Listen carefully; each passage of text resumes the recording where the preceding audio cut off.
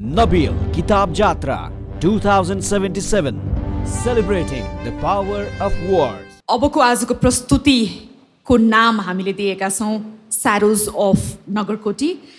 नेपाली साहित्यमा कुमार नगरकोटीको इमेज आम खालको सनातनी छैन, भिन्न छ। चाहे त्यो उहाँको भौतिक इमेज होस्, उहाँको लेखनको इमेज होस्, फरक छ। स्यारोज अफ नगरकोटी, यसबारेमा मैले धेरै भन्नुभन्दा पनि उहाँको पर्फर्मेन्स रहेको छ, के गर्नुहुन्छ उहाँले त्यो पनि हामी सबैलाई कौतूहलताको विषय रहेको छ। अबको क्रममा कुमार नगरकोटीलाई स्टेजमा आमन्त्रण गर्न चाहन्छु। पर्फर्मेन्सको नाम रहेको छ स्यारोज अफ नगरकोटी।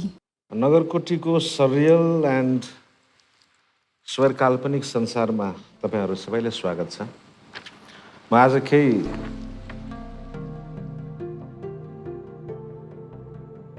रचनाहरू पेश गर्न गइरहेको छु।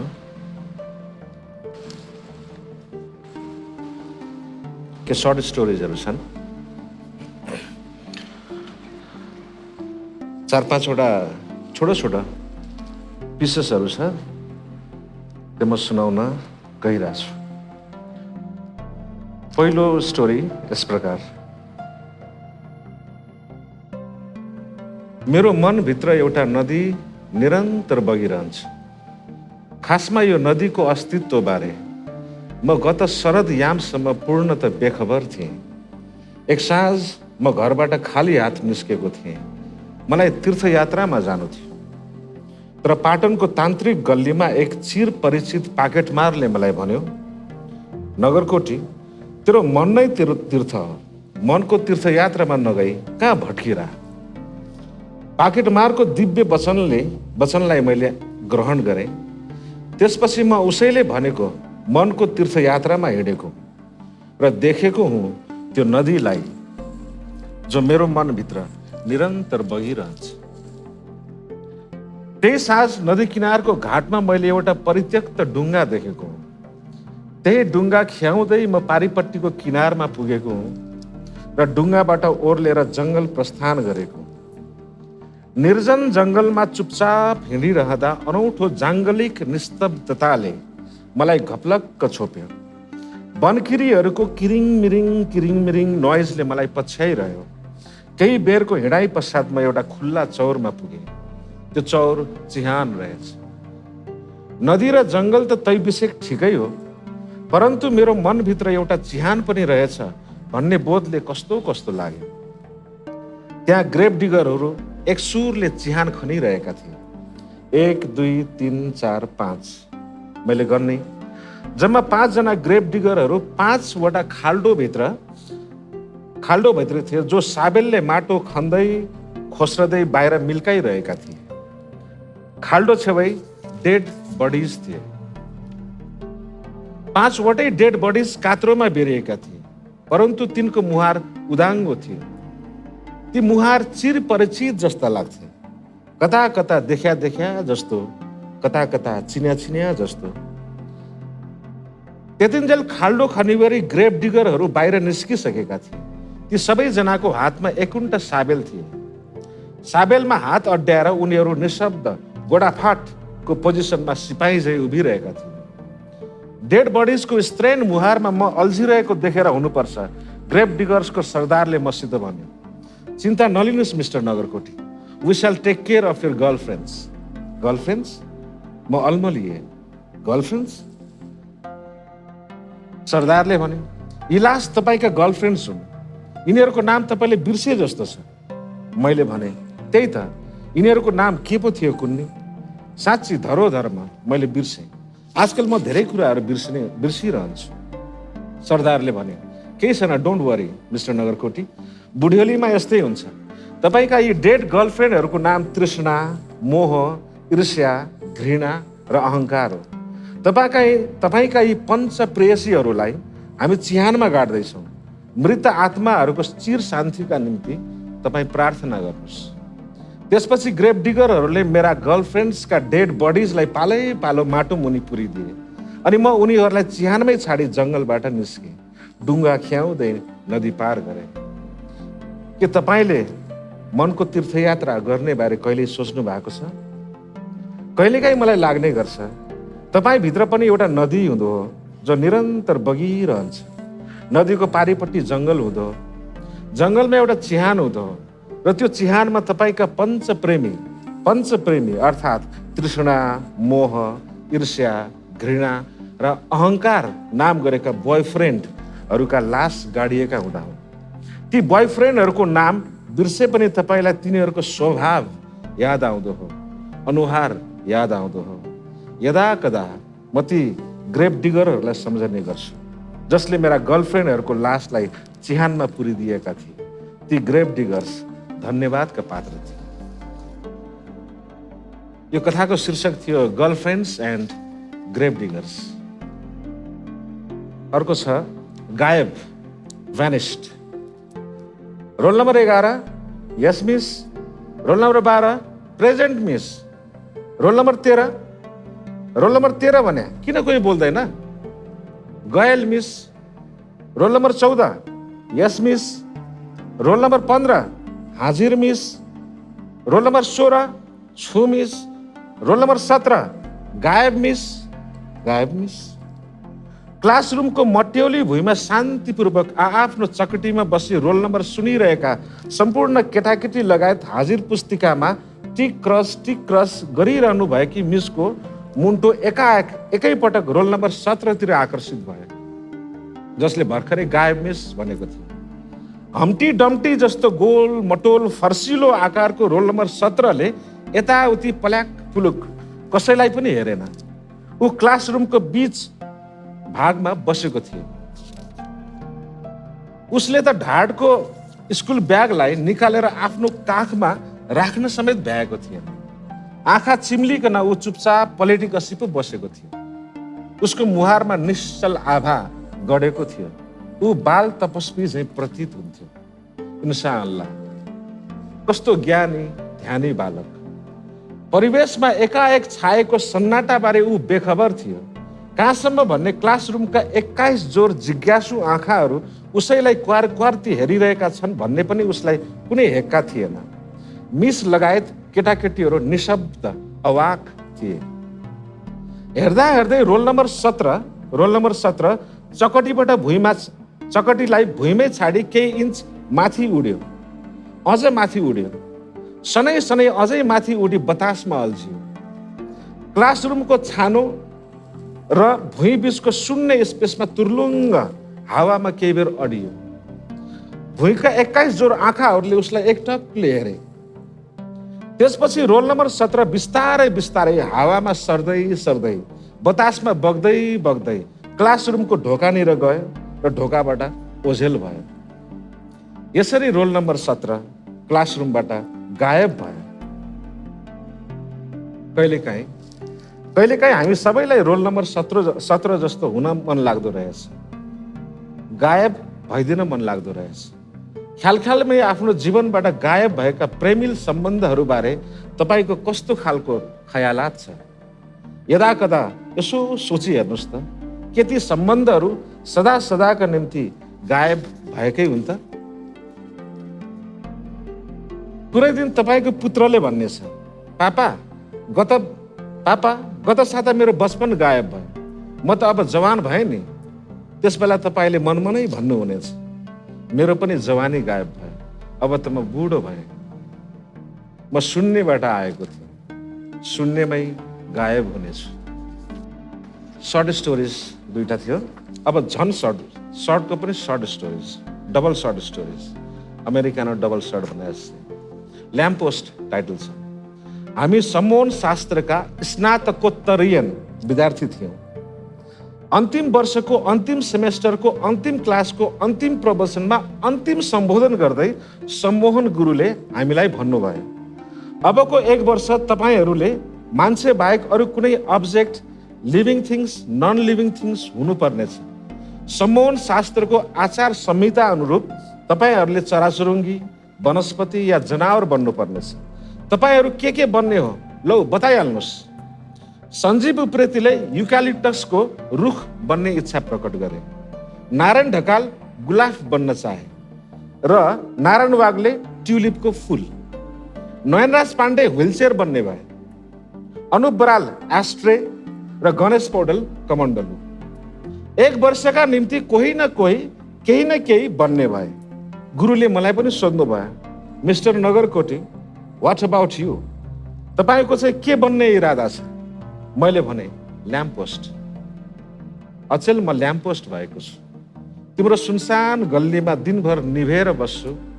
जब रात पर्छ धपक्क बल्छु र तिमीलाई गुपचुप भेट्न आउने तिम्रा प्रेमीहरूको बाटो देखाउँछु।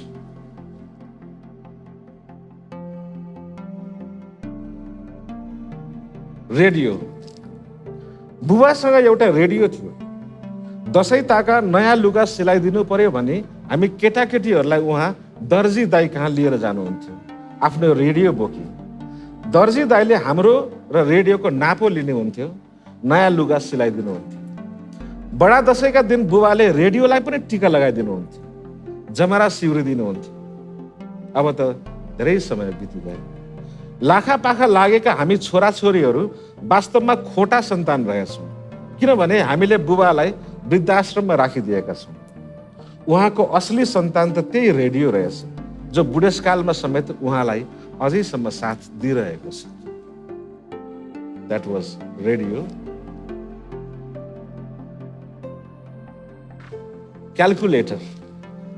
यमराजले सोध्यो, अरे नगरकोटी, तेरो अस्तित्वको बही खाता किन यति गोलमाल? प्रेम, विश्वास, दया, माया, करुणा अनि सम्बन्ध लगायत धर्म, आचरण, नैतिकताहरूको कहीँ कतै हिसाब किताब मिलेको छैन। तँलाई कसरी स्वर्ग या नर्क पठाउने? कम्तीमा केहीको त लेखाजोखा मिल्नु पर्थ्यो। तेरो जीवनको गणित नै चौपट छ, किन यस्तो? मैले बिन्ती बिसाएँ, किनकि यमराज महाराज मसित क्यालकुलेटर थिए। घडी। मेरो पापाको नाम कुमार नगरकोटी हो। उहाँ कति कक्षामा पढ्नुहुन्छ मलाई थाहा छैन, किनभने उहाँ ब्याग बोकेर स्कुल गएको मैले कहिल्यै देखेको छैन। उहाँ अफिस पनि जानुहुन्न। आफ्नो कोठालाई उहाँ गुफा भन्नुहुन्छ। त्यही गुफामा उहाँ के सोच्दै लेखिरहनुहुन्छ। बचपनमा छुटेको होमवर्क गर्नुहुन्छ क्यारे। म पापालाई धेरै माया गर्छु, किनभने सहर जाँदा उहाँले मलाई नयाँ नयाँ घडी किनेर ल्याइदिनुहुन्छ। मलाई घडीमा समय बुझ्न सहयोग गर्नुहुन्छ। भन्नुहुन्छ, घडीका 12 अङ्कहरू भनेको 12 महिना हुन्। 1 भनेको वैशाख हो, 3 भनेको असार हो, 6 भनेको असोज र 9 भनेको कार्तिक महिना हो। 12 त चैत भइहाल्यो। पापा मर्निङ वकबाट फर्कदा म सुतिरा हुन्छु। मलाई घसघजाउँदै उहाँ भन्नुहुन्छ, छोरा उठ्ने बेला भएन? हेर त, तिम्रो घडीमा असोज बजिसक्यो। पौने कार्तिकसम्म तिमीले हातमुख धोएर फ्रेस भइसक्नुपर्छ। मेरो घडीमा कहिले जेठ बजेको हुन्छ, कहिले फागुन, कहिले सवा सावन बज्छ त कहिले पौने पुस। तिम्रो घडीमा कति बज्यो भने क्लासरुममा मिसले सोद्धा म भन्छु 9:30 मङ्सिर बजे मिस। मलाई मेरो घडी खुब मनपर्छ। अन्तिम स्टोरी छ पत्र मञ्जुषा। सहरमा पत्र मञ्जुषाहरू थिए, आजकल चाहिँ तिनीहरू छैनन्। त्यसबारेको हो। सहरमा पत्र मञ्जुषाहरू थिए। टोल, गल्ली अनि फुटपाथको एक कुनामा ती घाम तापेर मस्तसित बस्थे। जसरी ज्येष्ठ नागरिकहरू पाटी, पौवा अनि सत्तलमा बुढ्यौली पुरी बस्छ, यो बिरानो सहरमा मेरो आफ्नो भन्नु तिनै पत्र मञ्जुषाहरू थिए। पत्र मञ्जुषाहरूमा म प्रेम पत्रहरू खसाल्थे। तिनीहरू प्रेम पत्र बोकी मेरा प्रेमिकाहरूको ठेगाना खोज्दै गोरेटो, भन्ज्याङ अनि गल्सीहरू पार गर्दै सुदूर गाउँ, बस्ती र प्रदेशहरूतिर पुग्थे र प्रेमिकाहरूको हातैमा मेरो प्रीति पत्र सुम्पन्थे। पत्र मञ्जुषासित हरेक मान्छेको ठेगाना थियो। हरेक मान्छेको ठेगाना पत्र मञ्जुषासँग थियो। पत्र मञ्जुषा प्रेमीहरूको मन सिउने सियो धागो थियो। मान्छे बीचको सम्बन्धलाई गाँस्ने टपरी सिन्का थियो। अब त ती पत्र मञ्जुषा लोप भए। टोल गल्ली अनि फुटपाथबाट ती उखेलिए, ती कहाँ हराए, कहाँ बिलाए। म आजकल तिनै गुमनाम पत्र मञ्जुसाहरूको ठेगाना खोज्दै हिँडेको छु, किनभने तिनीहरू लोप भए पश्चात मान्छेहरूको ठेगाना पनि लोप भएको छ। यो सहर अचेल बेठेगान मान्छेहरूले भरिएको छ। Thank you so much for listening to me. Nabil Kitab Jatra 2077, celebrating the power of words. किताब जात्रा एउटा महोत्सवकै रूपमा स्थापित भइसकेको छ। पुस्तक प्रेमीहरूका माझ नेपाली समाजलाई पठन संस्कृतिसँग जोड्ने एउटा सेतुको पनि काम गरेको छ। यो जात्रामा विभिन्न सेसनमा धेरै वक्ताहरू आउनुभएको छ, धेरै बौद्धिक खुराक हाम्रो समाजले पाएको छ। यति ठुलो इभेन्ट कोअर्डिनेट गर्नु आफैमा एउटा अद्भुत कार्य पनि हो। किताब जात्राको उद्देश्य, यसले समाजलाई के दियो, यसका पछाडिका लक्ष्यहरू, आगामी योजनाहरू के हुन्, यिनै कुरालाई प्रकाश पारिदिनु हुनका लागि म किताब जात्रा फेस्टिभलका कोअर्डिनेटर कला अनुरागीज्यूलाई अनुरोध गर्न चाहन्छु। कुनै पनि यात्रा कौतूहलता र उत्साहबाट सुरु हुँदो रहेछ र प्रश्नबाट अन्त्य।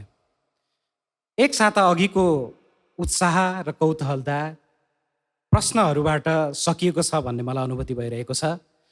मुख्य प्रश्न त हामीले किताब जात्रा गर्दै गर्दा त्यसको मूल ध्येय राखेका छौँ, पठन संस्कृति, अध्ययन संस्कृतिलाई जीवनको, जनजीवनको मुख्य अङ्ग बनाउने। के हामी त्यो उद्देश्यमा सफल भयौँ?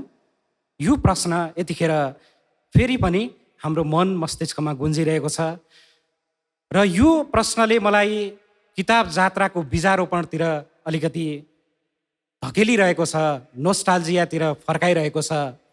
त्यो नोस्टाल्जियाको सुरुवात विदेशमा अध्ययन गर्न जाँदा केही युवाहरूले परिकल्पना गरेको एउटा संसारबाट सुरु हुन्छ। विदेशमा पढ्न जाँदा किताबहरू पढ्दै गर्दा संसारभरिको यात्रा किताबले गराइरहेको अनुभूति सँगाल्दै गर्दा किताबहरू आफैले चाहिँ यात्रा गर्न सक्छन् कि सक्दैनन्? यो प्रश्न केही युवाहरूको मनमा उब्जियो र त्यसले किताब यात्रा जन्मियो। अहिले नबिल किताब जात्रा 2077 का फेस्टिभल डाइरेक्टर ऋषिराम अधिकारीज्यू त्यसै सपनाको बीजारोपण गर्ने मध्ये एक हुनुहुन्छ। कृपेश किशोर घिमिरे यस नबिल किताब जात्रा 2077 को म्यानेजमेन्ट कोअर्डिनेटर त्यसै सपनाको बीजारोपण गर्ने अर्को पात्र हुनुहुन्छ। त्यसैगरी अर्का युवा विकेश भट्टराई यसमा जोडिनु भएको छ र उहाँहरूको सामूहिक सपनाको रूपमा जन्मिएको किताब यात्राले किताब जात्राको बीजारोपण गरेको थियो। किताब जात्रा सोच्दै गर्दा किताब यात्रासँग जोडिएका यसका संस्मरणहरू छन्।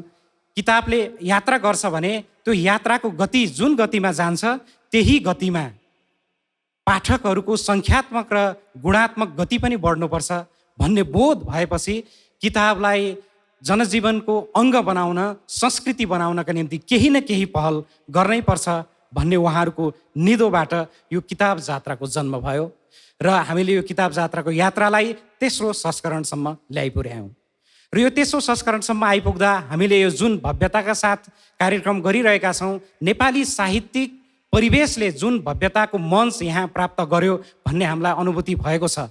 भलै मैले अघि नै प्रश्नहरूको घेरामा यसलाई राखिसकेको छु। यो हामीले भन्ने भन्दा पनि आम साहित्य प्रेमीहरूले, साहित्यका पाठकहरूले, किताबसँग नजिक भएका व्यक्तित्वहरूले यसको मूल्याङ्कन गर्नुहुनेछ र त्यो मूल्याङ्कनले हामीलाई पक्कै पनि यसभन्दा अगाडि बढ्न सहयोग पुर्याउनु छ भन्ने मैले आशा लिएको छु। तर हामीलाई लागेको, हामीले जति पनि यहाँ सेसनहरू गऱ्यौँ, यस नबिल किताब जात्रा 2077 मा भएका सेसनहरूलाई हामीले सरसर्ती अध्ययन गर्दा पनि हामीलाई के बोध भइरहेको छ भने किताब भनेको छापिएको पन्नाहरू मात्रै होइनन्। समाजमा यति धेरै किताबहरू छन् जसलाई हामीले खोतलेर त्यो समाजको पुस्तकालयबाट निकालेर पढ्न आवश्यक छ र हामीले त्यहाँबाट केही पन्नाहरू, केही विशिष्ट पन्नाहरूलाई यहाँ ल्याएर पढेका छौँ भन्ने मलाई अनुभूति भयो र यो अनुभूति सम्पूर्णमा साटासाट गर्न चाहन्छु। र यस क्रममा आइपुग्दा किताब यात्रा फाउन्डेसन स्थापित भएको छ र यो तेस्रो संस्करणसम्म आइपुगेको छ। त्यसको किताब यात्रा फाउन्डेसनले नै यो किताब जात्रालाई अघि बढाइरहेको छ। किताब यात्रा फाउन्डेसनको जगमा किताब यात्रा प्राली र किताब यात्रा .com को ठुलो भूमिका छ र त्यो भूमिकालाई अघि बढाउँदै यसले त्योभन्दा बृहत्तर आयाममा हामी अघि बढ्दैछौँ। त्यो आयाम भनेको किताब जात्रा एउटा अङ्ग हो। त्यसका अतिरिक्त जेलमा पुस्तकालय, समुदायमा पुस्तकालय जस्ता विभिन्न सामाजिक कार्यहरू यसमा जोडिएका छन् र त्यो कार्य पनि निरन्तर हुने नै छ। र यो क्रममा हामी यहाँ आइपुगेका छौँ र यो सेसनसम्म आइपुग्दा र यो किताब जात्रा 2077 को अन्तिम चरणमा आइपुग्दाखेरि हामीलाई गर्न बाँकी अझै धेरै कामहरूको बारेमा याद आइरहेको छ। हामीले त्यसलाई सूचीकृत गरिरहेका छौँ र आगामी दिनमा अझ यसलाई भव्य र सम्पूर्ण किताब प्रेमी र किताबसँगै यात्रा गर्न चाहनेहरूको सम्पूर्ण मनोभावनालाई प्रतिबिम्बित हुने एउटा सार्वजनिक स्थलको रूपमा, सार्वजनिक स्पेसको रूपमा हामीले यसलाई अगाडि बढाउने प्रतिबद्धता यहाँ व्यक्त गर्न चाहन्छु। र यो क्रमसम्म आइपुग्दा हामीलाई धेरै सहयोगी हातहरूले साथ दिनुभएको छ। म यही किताब जात्रा, नबिल किताब जात्रा 2077 को क्रममा पनि हामीलाई यो भव्यता निर्माण गर्नका निम्ति साथ दिनुहुने, साथको हात दिनुहुने संस्थाहरूको यहाँ म संस्थाहरूलाई सगौरव सम्झन चाहन्छु। हाम्रो यसपालिको नबिल किताब जात्रालाई शीर्षक प्रदान गरेको छ नबिल ब्याङ्क लिमिटेडको नारा रहेको छ सँगै अघि, र उहाँहरूले हाम्रो किताब जात्रा 2077 को शीर्षक स्पोन्सर गर्नुभएको छ। त्यसै गरी इन एसोसिएसनमा नेपाल टेलिकम राष्ट्रको सञ्चार हुनुहुन्छ भने पावर्ड बाईमा नेपाल ब्याङ्क लिमिटेड नेपालको पहिलो ब्याङ्क र ई सेवा हुनुहुन्छ। इन्डोर्स बाईमा नेपाल दूरसञ्चार प्राधिकरण र ब्रट यु बाईमा किताब यात्रा.com Nepal's largest online book store हुनुहुन्छ। त्यसै गरी हामीलाई मोबाइल पार्टनरको रूपमा नोकियाले सघाउनु भएको छ भने एयरलाइन्स पार्टनरको रूपमा नेपाल एयरलाइन्स, नलेज पार्टनरको रूपमा ACCA think ahead, driven by Volkswagen, broadcast पार्टनरमा AP1 टेलिभिजन जुन मार्फत तपाईँहरूले यो सम्पूर्ण किताब जात्रा, नबिल किताब जात्रा 2077 हेर्नुभयो। त्यसै गरी सपोर्टेड बाईमा रियान्डा बिसर्भ the business advisors, Jyoti Bikas bank limited, Rastriya Sahakari bank limited, Phoenix college of management, universal engineering and science college, Nepal college and information technology, Ashirwad paints, Artha Sarokar, Kayo creative studio, Jalpa fresh, floral events, take care software and research centre र Bharosa print with cause. Bharosa print with कजले हामीलाई नबिल किताब जात्रा 2077 मा सघाउनु भएको छ। र यो कार्यक्रममा यहाँ देखिएका भन्दा बाहेक पर्दा पछाडि थुप्रै सहयोगी हातहरू हुनुहुन्छ। उहाँहरू सबैको नाम लिन यहाँ सम्भव नहोला, तथापि म हृदयदेखि नै हाम्रो सम्पूर्ण टिमको तर्फबाट र नबिल किताब जात्रा 2077 को तर्फबाट यहाँहरूलाई हार्दिक आभार व्यक्त गर्दछु। यहाँ असाध्यै रोचक र असाध्यै ज्ञानवर्धक सेसनहरू भयो। ती सबै सेसनका आदरणीय वक्ताहरू, मैले उहाँहरूलाई अघि पनि भनिसकेँ, सामाजिक किताबको रूपमा हुनुहुन्छ र त्यो किताबका चुनिएका पानाहरू सुन्नका निम्ति सघाउ पुर्याउने मोडरेटरहरूलाई म एकदम हार्दिक कृतज्ञता ज्ञापन गर्दछु। र यस सँगसँगै यस वर्षको नबिल किताब जात्रा 2077 यहीँ समाप्त हुन्छ र अर्को वर्ष हामी अझ भव्यताका साथ किताब जात्रामा भेट्नेछौँ।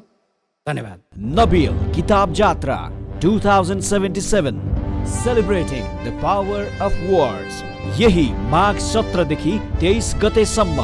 Title sponsor Nabil bank limited, together ahead in association with Nepal telecom राष्ट्रको सञ्चार। Powered by Nepal bank limited, powered by eSewa, endorsed by Nepal telecommunication authority, knowledge partner ACCA think ahead, airlines partner Nepal airlines corporation, driven by Volkswagen, mobile partner Nokia, broadcasting partner AP1 HD television, supported by रियन्डा बिसर्भ the business advisors, Jyoti Bikas bank limited, Phoenix college of management, universal engineering and science college, Jalpa fresh water, Bharosa print, राष्ट्रिय सहकारी bank limited, tech care softwares, कयो creative studio, Nepal College of Information Technology, Floral Events, arthasarokar.com, Ashirvad Paints, organized by Kitab Yatra Foundation, brought to you by kitabyatra.com, Nepal's largest online bookstore.